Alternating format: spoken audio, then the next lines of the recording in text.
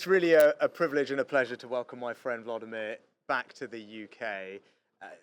The conflict is a pivotal moment. Ukraine is bravely defending itself against Russian aggression, but at this moment it's been really good for us to have the time to talk together in private about the support that the UK is giving and how we can make sure that that support is not just here for today, but into the future as well, to ensure that Ukraine and its people triumph, not just on the battlefield militarily, but also stand up for those values of freedom, democracy, and the rule of law that we all hold very dear. We've had some very good conversations, and Volodymyr, it's great to have you here. Thank you very much.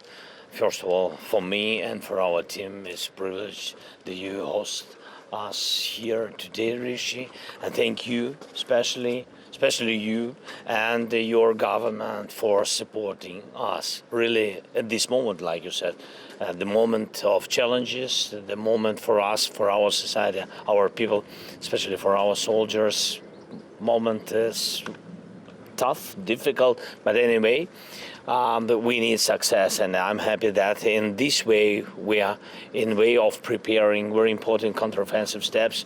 You are with us, together with us, all Great Britain, you and your government.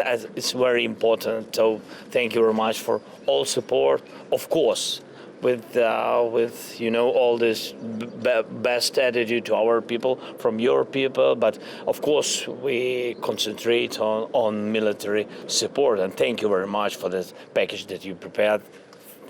Great, huge, really what can save the lives for our people. Thank you so much. Well, thanks, Volodymyr.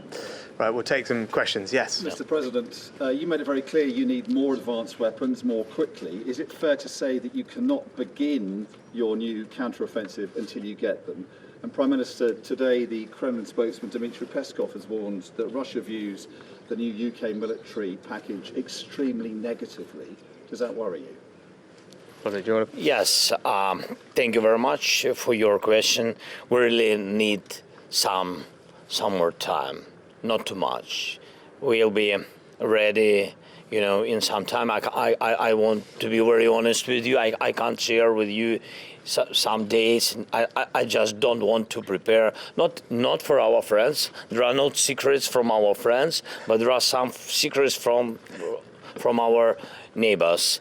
That's why we have to prepare, and I'm here not only because of this support, but of course, including this support, it will help us to be more strong, but also to thank you to your people, to government. It's very, very important now when some countries, not all of of the whole world, but some countries are near with us from first days of full-scale war, and I'm thankful that Great Britain is one of these countries.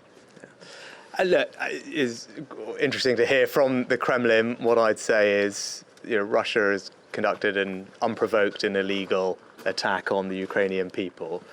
It is carrying out horrific war crimes, and something Volodymyr and I have been speaking about, just awful treatment of its citizens.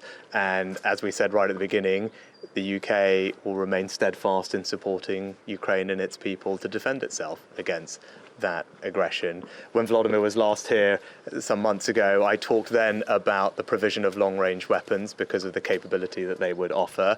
I'm pleased we're the first country to be able to do that, and I'm pleased that they will make a difference to the defense of Ukraine, and we will keep providing support, as you've seen today, with long-range offensive drones, for example, more anti-aircraft, and there will be further support to come, and that's what we've been talking about today. But I think it's important for the Kremlin to also know that we're not going away.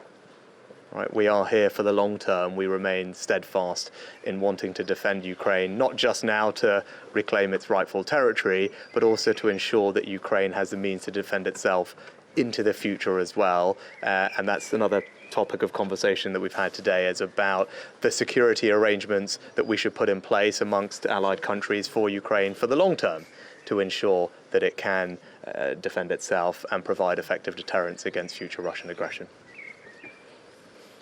President Zelensky, when you were last in the UK, you made a plea for Western fighter jets. How are negotiations going? And Prime Minister, where does the UK stand on that matter? Thank you very much. Today we spoke about the jets, very important topic for us because we can't control the sky, you know it. So I think you know everything deeply because we're real partners. Rishi knows all the details, what's going on our battlefield. Thank you very much. And we want to create this jets coalition, and I'm very positive with it. We spoke about it, and I see that in the closest time you will hear some, I think, very important decisions, but we have to work a little bit more on it. Yes, look, we are going to be a key part of the coalition of countries that provides that support to Volodymyr and Ukraine. Now, it is not a straightforward thing, as Volodymyr and I have been discussing, to build up that fighter combat aircraft capability. It's not just the provision of planes, it's also the training of pilots and all the logistics that go alongside that. Now, the UK can play a big part of that. One thing we will be doing, starting actually relatively soon, is training of Ukrainian pilots, and that's something that we've discussed today. We're ready to implement those plans in relatively short order, which will mean that we're training Ukrainian citizens to become absolutely combat-ready aircraft pilots, and particularly whether it comes to NATO tactics as well, because that's an important part of the long-term relationship between our countries. So we've had very good productive discussions on that today. Other countries are involved. I'm talking to those leaders. I'll be doing more of that this week in my international engagement, and we're very keen to build that coalition of countries